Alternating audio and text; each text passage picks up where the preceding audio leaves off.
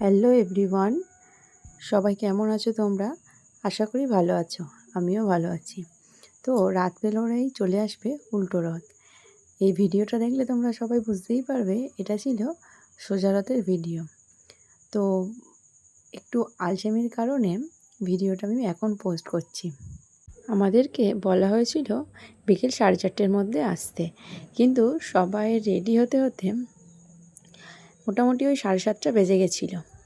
আমাদের পাড়ার ছেলেগুলো যে অক্লান্ত পরিশ্রম করে এত সুন্দর রথ তৈরি করবে সেটা তো আমরা বুঝেই উঠতে পারিনি।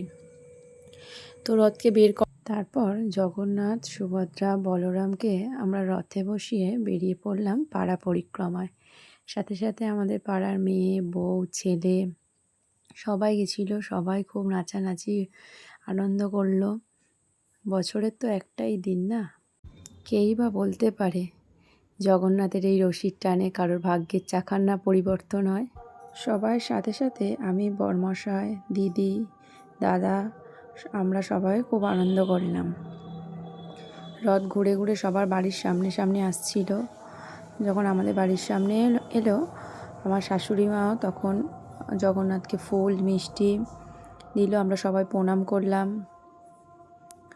তো ভিডিওটা কেমন লাগলো সবাই লাইক, কমেন্ট, শেয়ার করে জানাবেন এবং দেখা হবে অন্য কোনো নেক্সট ভিডিওতে। ততক্ষণ সবাই সুস্থ থেকো, ভালো থেকো এবং নিজেদের খেয়াল রেখো।